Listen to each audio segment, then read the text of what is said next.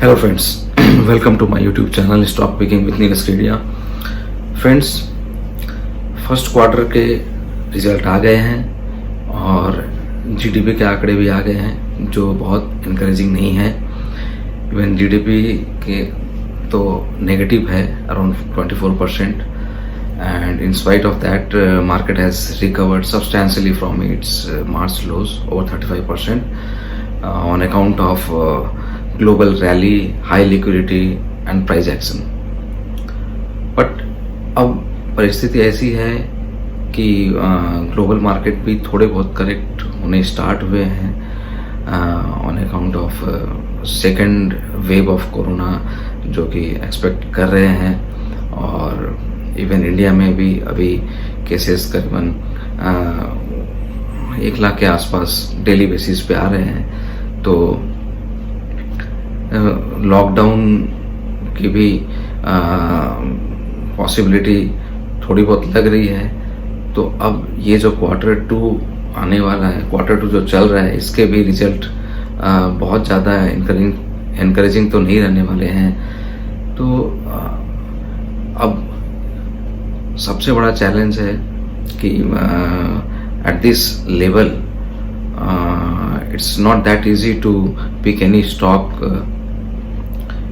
so we'll have to be very cautious at this point of time to get into any script, क्योंकि इस कोविड-19 से जो unprecedented challenges है इसको beat करने के लिए ऐसा स्टॉक हो जो किसी भी परिस्थिति में प्रॉफिट दे, उसकी प्रॉफिटेबिलिटी कम से कम इम्पैक्ट हो।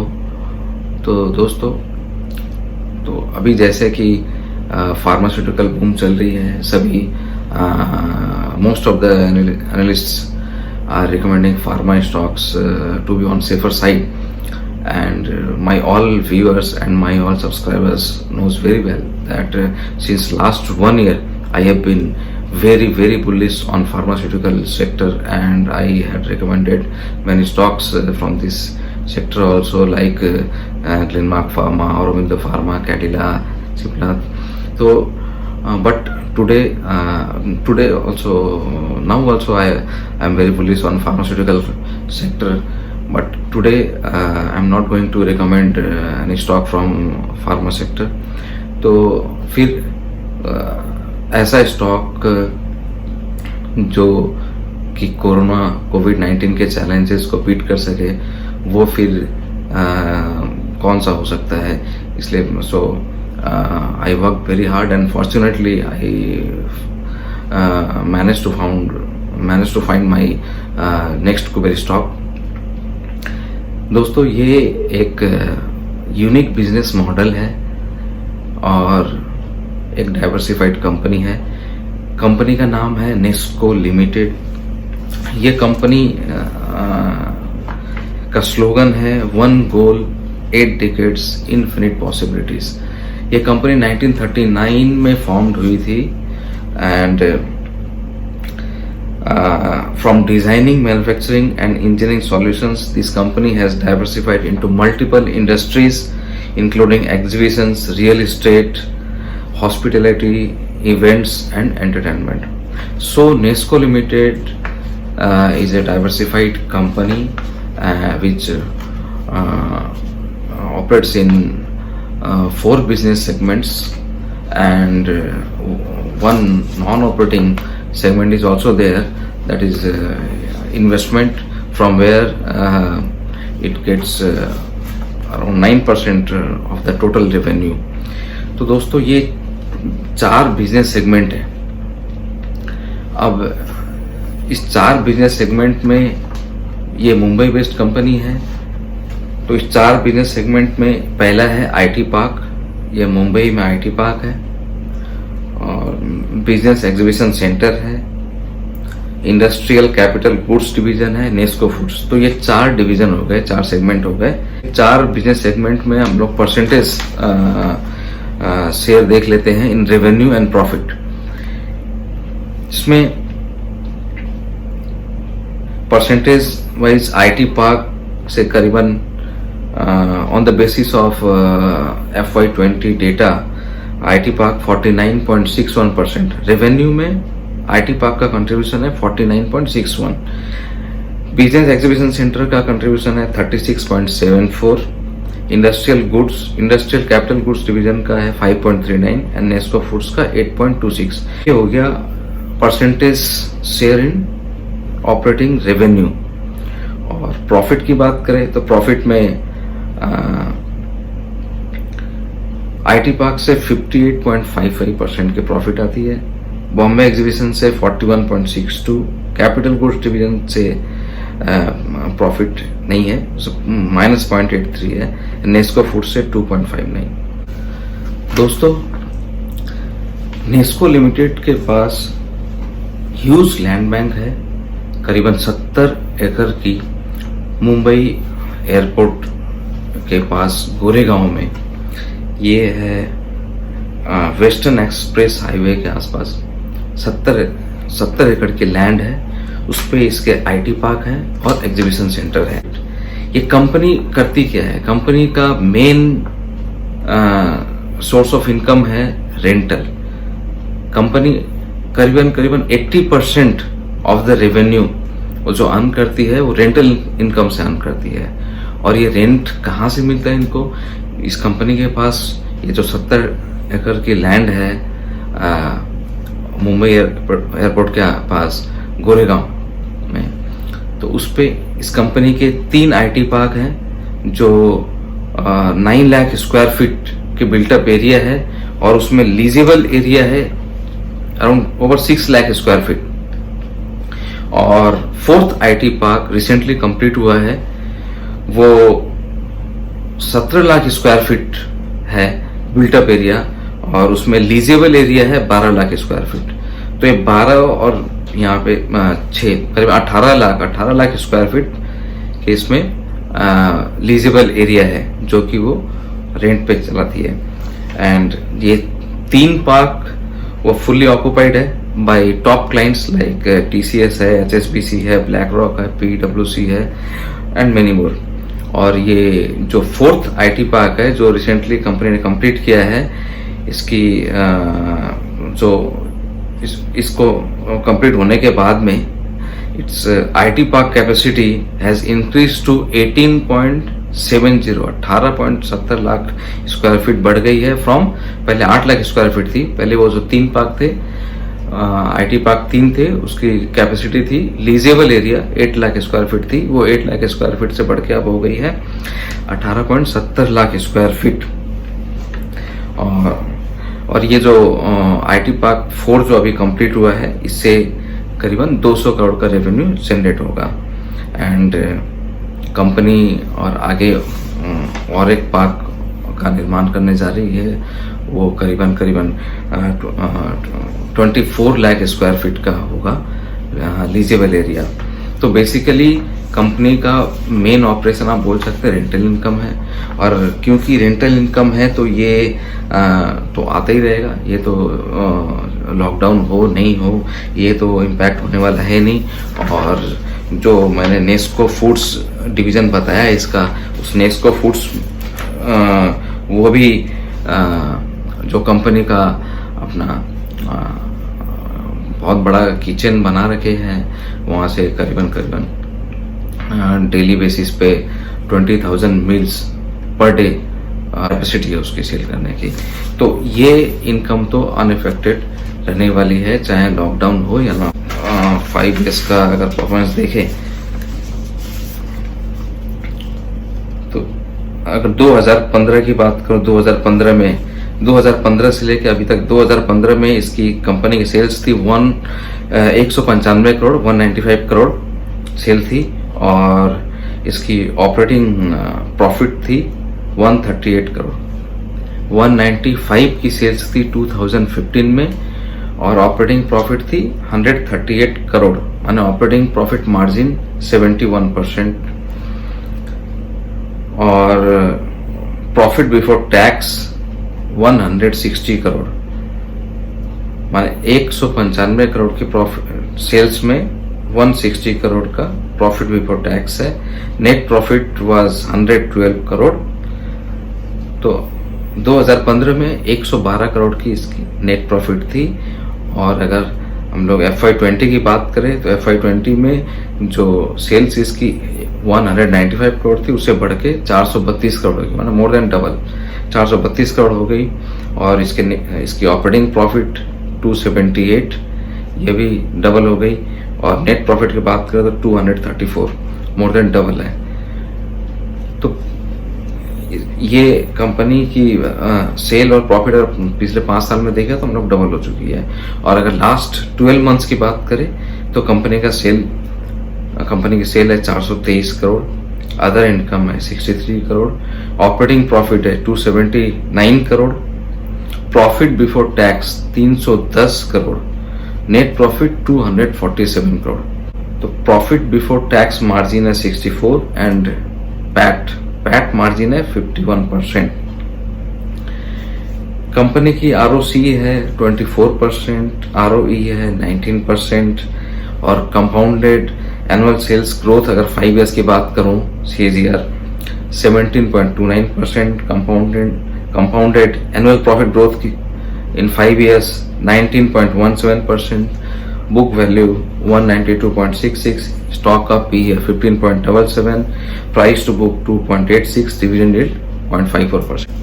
सो दोस्तों, कंपनी के फर्स्ट क्वार्टर के रिजल्ट, जून 20 क्वार्टर के रिजल्ट, जबकि जीडीपी का डेटा नेगेटिव था और क्वार्टरली रिजल्ट भी बहुत अच्छे नहीं थे, तो इस जून 20 क्वार्टर का रिजल्ट से ही आपको अंदाज़ा हो जाएगा कि कंपनी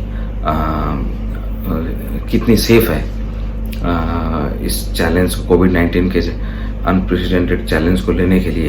क्योंकि फर्स्ट क्वार्टर तो पूरा ही लॉकडाउन में गया था और अगर इस लॉकडाउन में अगर कंपनी किसी तरह से अपनी प्रॉफिटेबिलिटी मैनेज कर लेती है या अगर लॉस में नहीं गई हो, तब इससे हम लोग अंदाज़ा लगा सकते हैं कि कंपनी की प्रॉफिटेबिलिटी आगे भी इंटैक्ट रहेगी या इम्प्रूव करेगी, सेकंड क्वार्टर में इम्प्रूव ही करेगी।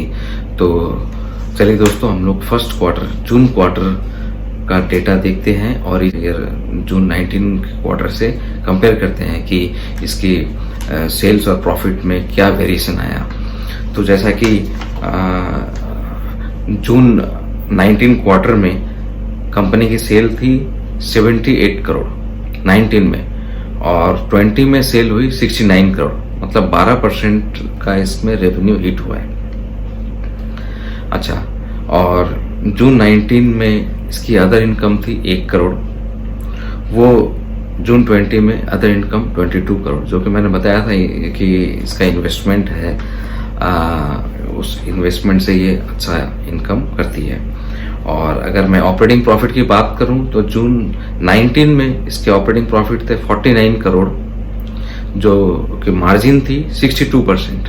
जून 19 में operating profit was 49 crore and operating profit margin was 62%, whereas June 20 में इसके ऑपरेटिंग प्रॉफिट है 50 crore 50 crore and operating profit margin 62% से बढ़ के 72% हो गए और 16% का यहाँ पे इंक्रीज हुआ है।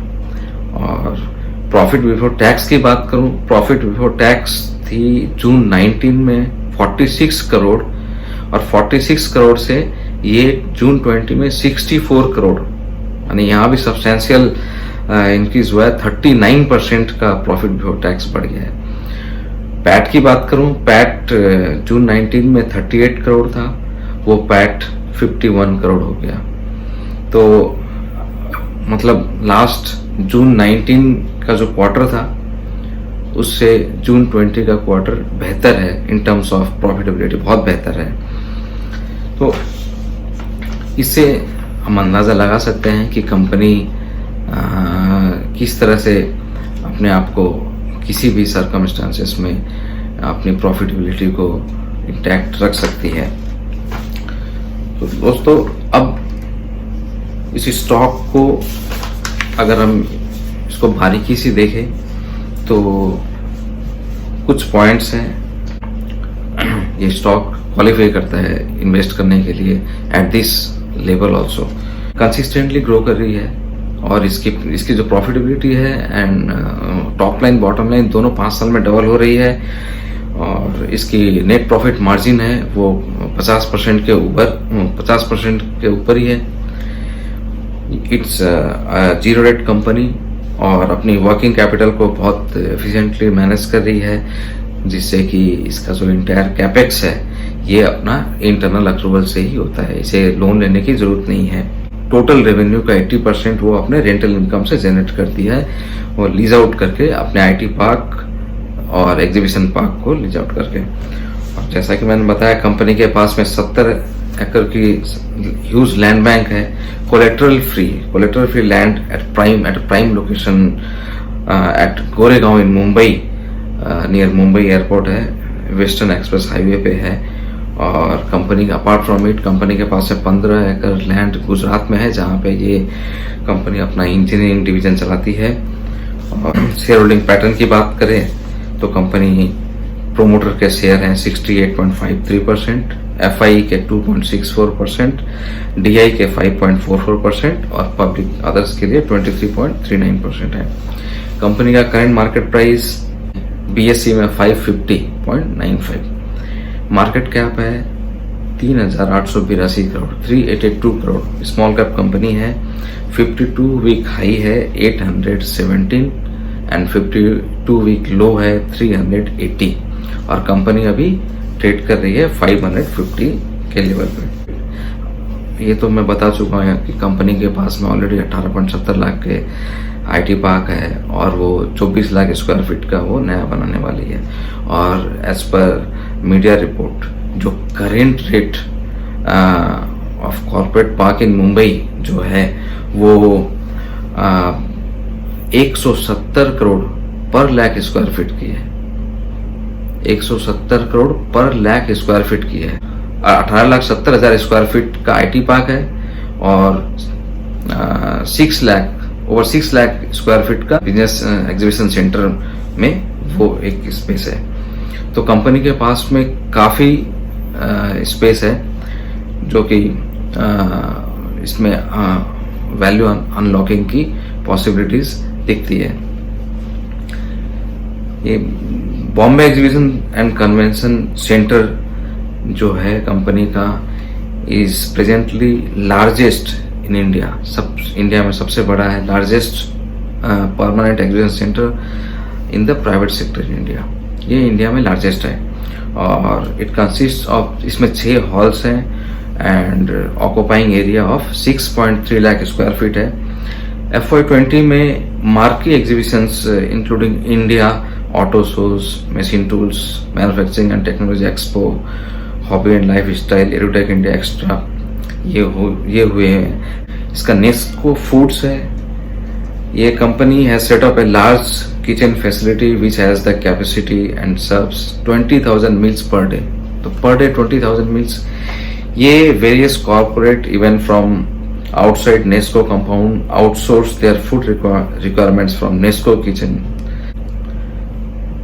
अगर 20,000 मील्स पर डे है और कंपनी अगर 50 रुपीज पर मील पे भी अगर प्रॉफिट करे देन इसका 10 lakhs पर डे का होता है। 36 करोड़ की जो प्रॉफिट है वो स्टेट वे से आ जाती है।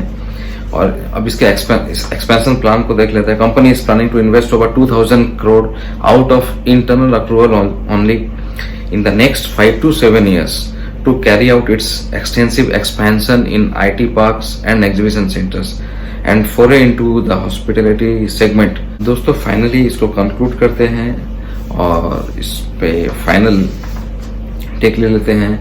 तो company despite huge cash reserves of about 700 crore का कैश रिजर्व्स है कंपनी के पास। और सबसे इम्पोर्टेंट है कि इतना बड़ा लैंड बैंक हो और वो डेट फ्री हो और कंपनी के पास कोई डेट नहीं है और कंपनी की 80% रेवेन्यू अगर रेंट से आ रही है तो रेंट से अगर आ रही है तो रेवेन्यू है वही अल्टीमेटली प्रॉफिट है, उसमें थोड़े बहुत खर्चे, बाकी तो पूरी प्रॉफिट ही है। इसलिए हम देख रहे हैं कि ऑपरेटिंग प्रॉफिट मार्जिन ओवर 70% है, नेट प्रॉफिट ओवर 50% है। तो despite huge cash reserves of 700 crore on books, rich collateral free land bank of 70 acres in Mumbai और 15 एकड़ गुजरात में कोलेक्ट्रल फ्री, और ऑल कोलेक्ट्रल फ्री लैंड है। It's a zero debt company and promising outlook in terms of earning growth due to aggressive expansions of 2,000 crore in next 5 to 7 years from internal accrual only, and trades at only 15.77 times कर रही है, जो कि बहुत सस्ता है। The valuation is driven by the restructuring of Nesco IT Park, increase in rentable space of Bombay exhibitions, and the expected increase in rental rates। और इसके अलावा कंपनी की healthy balance sheet, consistent positive free cash flow generation, जो कि company को capex करने के लिए कोई डेट लेने की जरूरत नहीं है। ये कंपनी जो फ्री कैश फ्लो जनरेट कर रही है, उसी इंटरनल एक्रूवल से ये कंपनी अपने कैपेक्स प्रोग्राम को एग्जीक्यूट कर सकती है। तो आउटलुक बहुत ही ब्राइट है। और सो दोस्तों, ये ट्रूली एक कुबेर स्टॉक लगता है, और आने वाले टाइम में करीबन अगर मैं 3 साल की बात करूं तो 3 साल के अंदर ये 4 फिगर दिखा सकता है। Thanks for watching my videos, and if you like the video then share it so that I will get more views, and please subscribe my channel so that I will be motivated and make more frequent videos. So thank you for watching my video.